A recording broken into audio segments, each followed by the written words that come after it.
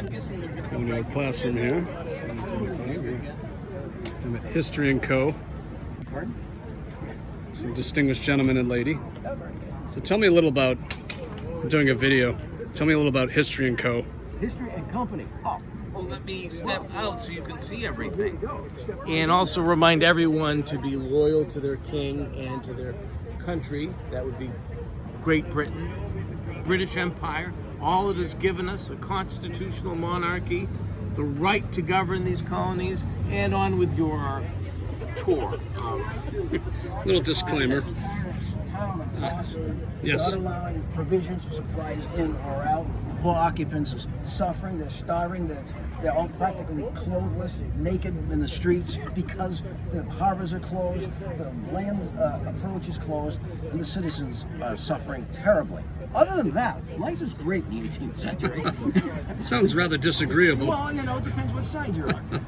Outside the city, we're working to bring provisions and supplies into those folks that are occupied in there. I mean, Boston at the time was basically 4 miles in circumference, and about 15,000 folks. A third of them now are British soldiers. A third of the male population are British soldiers after they arrived in '68.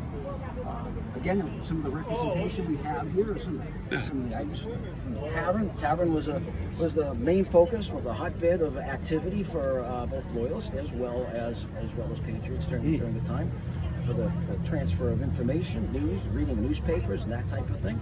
Probably second only to the pulpits in the church as far as information and newsworthy articles. We have a beautiful reproduction lanterns that hung in the Old North Church on the night of April 18th, letting the patriots know, like the countryside know, that the British were attacking by sea. Those are beautiful. Nicely done there. Representation of Continental Line Coat, British Army Coat, 9th Regiment of Foot on that side there. Goatskin backpacks, which many of the regiments were supplied with. A painted canvas backpack for the Continental Line troops and some of the militia troops. These gorgeous posters. And these great posters that are packed with information and illustrations. Great instructional pieces. Yes. And one of the points of contention. This would be our tea party, yes. The Boston Tea Party, we would have that there. Just a sampling of one type of tea that was tossed overboard after the crates were smashed open.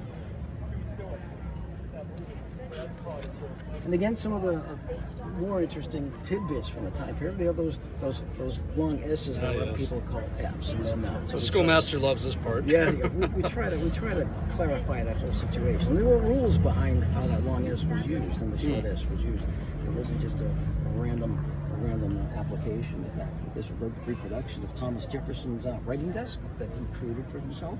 He was always trying to create something to improve his lifestyle and his overall position. And of course, we have reproduction of the inkstand that was used. As you can see here, that was used for the signing of the Declaration of Independence. And this here would be this is not original. This is the actual size of the Declaration of Independence that was written and signed in the Congress in July 4th through August of that year. 1776. So in your history, there we go. For all History and Company. All my viewers out there. Okay. And your name, sir, for our viewers? Stephen J. Delsigor. You also do a great impression of a colonial Minister? Yes. As well as just a civilian, but a colonial minister depicting actually an Anglican minister for the period. The Church of England took it on the chin during the Revolutionary War. Indeed. In the colonies. There's much to be said about that. So yes, we have several personas to present to the public portraying the 18th century. That's great. And your outfit, maybe custom? It looks custom. Civilian outfit, one of my better ones. Thank you very much. Having lost some weight, it fits far better than it once would have. There are benefits to jogging in the hobby. Yeah, that would be it. Yes. It's terrific. Something we thoroughly enjoy. Yeah, this is. So that's great. And the missus, Oh, the my missus. number one supporter. Of course. The better half, as That would the be it. That would be it. Mrs. Parsons is definitely the better half of Ebenezer. I was blessed that she even had me. Wants to marry a poor schoolmaster. Oh, well. We make ends meet somehow. Would that be itinerant schoolmaster or? I'm kind of sedentary, to tell you the Sedentary truth. to I tell I stay in one place. But Okay. I do have a friend named Ichabod. He was an itinerant schoolmaster. Very well. Things didn't work out for him. He stopped writing to me a while ago, right around Halloween. Poor guy. Mm. Yes. Well, he kind of lost his head over that, didn't he? Yeah. I hear things. I hear things. So it is told. But anyway, This is very good. that's what happened. Thank you very much.